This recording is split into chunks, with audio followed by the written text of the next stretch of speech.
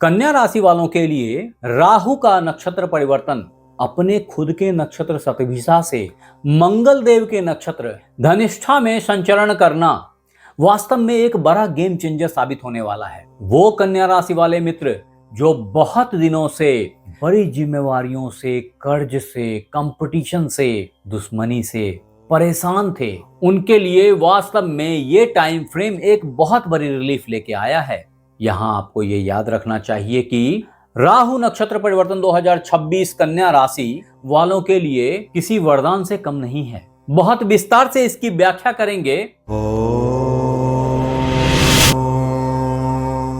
तो नमस्कार मित्रों, मैं आचार्य देवेश कुमार ठाकुर आपको आपके अपने चैनल एस्ट्रोलॉजी स्टार्स में फिर से एक बार स्वागत करता हूं। दोस्त, अगर धनिष्ठा नक्षत्र और इसके स्वामी को सही से समझ लिया आपने तो आप बहुत सारी बातें तो ऐसे ही समझ जाएंगे। यहाँ ये याद रखिए कि धनिष्ठा नक्षत्र जो कि वास्तव में मंगल के स्वामित्व में आते हैं, इनके इष्ट देव अष्टवसु हैं और धनिष्ठा का मतलब ही होता है धनिष्ठ, धनाढ्य, जिसके पास अत्यधिक धन हो। ये घटनाक्रम आपके छठे भाव में घटित हो रही है। राहुदेव यहाँ पे पहले से थे, लेकिन राहुदेव को वो एक्सपोजर नहीं मिला था जो एक्सपोजर अभी मिलने वाला है। और ये याद रखें कि राहु जिस राशि में बैठते हैं, जिस भाव में बैठते हैं, जिस नक्षत्र में बैठते हैं, उस राशि के, उस भाव के, उस नक्षत्र के, उस प्लैनेट के प्रभाव को 4 गुना कम से कम बढ़ा देते हैं।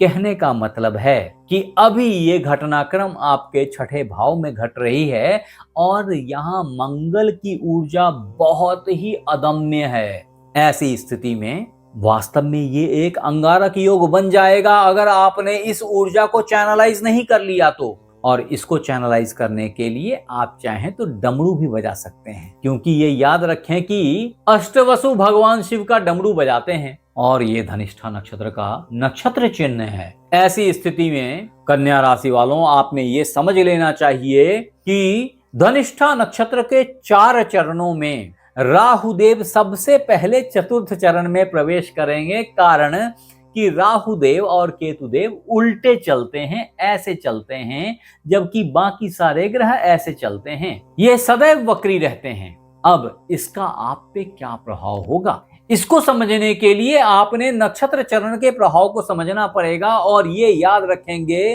कि राहु की ट्रांजिट धनिष्ठा नक्षत्र में 2 अगस्त 2026 से लेकर के 10 अप्रैल 2027 तक के लिए बनी रहेगी, यानी कि कुल 8 महीने 8 दिन। इसको अगर 4 चरणों में डिवाइड करें तो हर चरण को 2 महीने 2 दिन का टाइम मिलता है। और जब राहुदेव सबसे पहले यहाँ इसमें पड़े 2 खानों को क्रॉस करेंगे तो जो पहला चरण है वो वास्तव में चतुर्थ चरण है, क्योंकि पहला चरण यहां से शुरू होता है धनिष्ठा का, तो 2 चरण इसमें पड़ते हैं और 2 चरण इसमें पड़ते हैं। और यहाँ पे ये आखिरी चरण जो चतुर्थ चरण है, राहुदेव उसमें प्रविष्ट हो जाएंगे। और इस चतुर्थ चरण के लॉर्ड मंगल देव स्वयं हैं। परिणाम ये होगा कि ये फायरी एलिमेंट है और आपको पता है कि राहु किसी भी चीज को एम्प्लीफाई कर देता है। परिणाम ये होगा कि ये जो अग्नि है वो धधक उठेगी,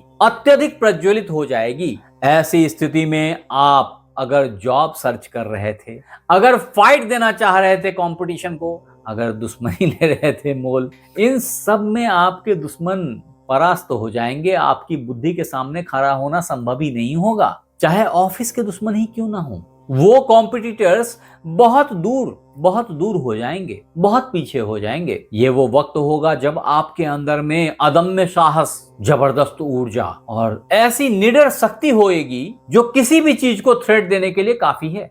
और ये टाइम फ्रेम 2 अगस्त से 4 अक्टूबर के बीच का है। तत्पश्चात 4 अक्टूबर से 6 दिसंबर तक के लिए राहुदेव यहां घिसक के धनिष्ठा नक्षत्र पद तृतीय में आ जाएंगे और ये तीसरा चरण धनिष्ठा नक्षत्र का शुक्रदेव के गवर्नेंस में काम करता है। परिणाम ये होगा कि आपको पता है शुक्रदेव जो आपके धनेश भाग्येश हैं, आपके लिए प्रचुर मात्रा में धन वर्षा करेंगे। अगर इस वक्त में आप लोन की तलाश में थे तो लीजिए, लोन की प्राप्ति हो गई। अन्यथा अगर आप बड़े पैकेज के जॉब के सर्च में थे तो वो उसके लिए बड़ा ही सुनहला टाइम आ गया है। अदरवाइज कंपटीशन को हरा करके आप बड़ा पदक, बड़ा धन की प्राप्ति करने वाले हैं, बड़े अवार्ड की प्राप्ति होगी आपको। याद रखें, इस सारे कार्य में कहीं ना कहीं कोई ना कोई महिला आपकी सपोर्ट में खड़ी हो जाएगी। और अगर आप शिष्टाचार को बनाए रखते हैं तो सफलता आपके कदम चूमती चली जाएगी। तत्पश्चात राहु नक्षत्र परिवर्तन धनिष्ठा नक्षत्र पद तृतीय से करेंगे और ये वो वक्त होगा जब ये राशि परिवर्तन भी करके यहाँ पहुंच जाएंगे। परिणाम ये होगा कि इस टाइम फ्रेम के लॉर्ड बुध देव आपके लग्नेशी हैं, अतः आपको पुण्य की, प्यार की प्राप्ति हो जाएगी। आपको पर्याप्त धन और सुलभ धन की प्राप्ति हो जाएगी, जहां बहुत मेहनत करने की जरूरत नहीं होगी। इतना ही नहीं है, आपकी बुद्धि बहुत ही लाजवाब तीव्रता से चलने लग जाएगी। आपकी क्षमता, आपकी विद्वता, आपकी होशियारी समाज के सर पे चढ़ के बोलेगी। कन्या राशि वालों को विदेश जाने का मौका मिलेगा, संतान की प्राप्ति होएगी, प्यार मोहब्बत परवान चढ़ेगा, ये सब कुछ अवश्यंभावी हो जाएगा। और अगर व्यापार की बात कर लें तो लाजवाब तरीके से व्यापार से लाभ की प्राप्ति होने लग जाएगी। तदोपरांत फर्स्ट वीक ऑफ फरवरी से लेकर के 10 अप्रैल 2027 तक का जो वक्त होगा वो धनिष्ठा नक्षत्र प्रथम चरण में राहु देव का पदार्पण और इसके लॉर्ड भगवान सूर्य जो आपके द्वादशेश हैं, व्ययेश हैं, विदेश के लॉर्ड हैं, जबरदस्त तरीके से आपको भोग और भाग्य की प्राप्ति करा देंगे। जीवन आनंद से भर उठेगा, आपको सैया सुख की प्राप्ति भी हो जाएगी इस दरमियान।